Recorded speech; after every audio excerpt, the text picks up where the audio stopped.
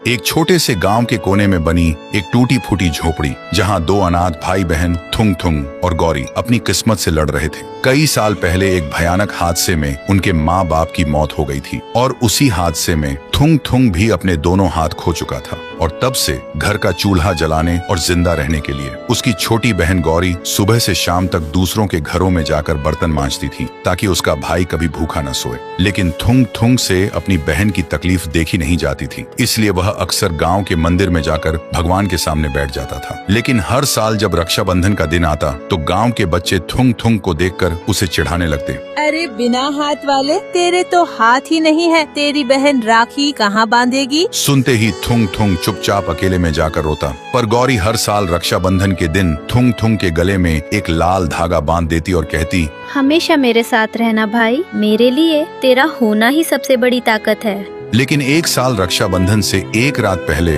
किस्मत ने ऐसी करवट ली कि सब बिखर गया। गौरी को तेज बुखार ने घेर लिया। वह बिस्तर पर बेहोश पड़ी थी और उसकी सांसें धीमी पड़ती जा रही थी। थुंग थुंग मदद के लिए चीख चीख कर गांव वालों के दरवाजे खटखटाने लगा, लेकिन किसी ने दरवाजा नहीं खोला और हार कर वह अपनी बहन के पास लौट आया। अपनी बहन को इस हालत में देखकर पहली बार उसे अपनी लाचारी पर इतना गुस्सा और दुख हुआ कि वह टूट गया। वह न तो अपनी बहन को गोद में उठा सकता था, न उसके माथे पर ठंडी पट्टी रख सकता था और न ही दवा लाने के लिए कुछ कर सकता था। अपनी लाचारी से टूटकर थुंग थुंग दौड़ता हुआ गांव के मंदिर में पहुंचा और घुटनों के बल बैठकर रोते हुए चीख कर बोला, मैंने आज तक तुझसे कुछ नहीं मांगा माँ, लेकिन आज पहली बार कुछ मांग रहा हूँ। मेरी मासूम बहन को बचा ले माँ, बदले में मेरी दोनों आंखें ले ले, मेरी जान ले ले, लेकिन मेरी बहन को कुछ मत होने देना माँ। तभी हवा तेज होने लगी, आसमान में बिजली कड़कने लगी और मंदिर की घंटी अपने आप बजने लगी। फिर सुबह जब गौरी की आंखें खुली तो वह बिल्कुल ठीक थी और वह उठकर थुंग थुंग को ढूंढने लगी, पर थुंग थुंग कहीं नहीं था।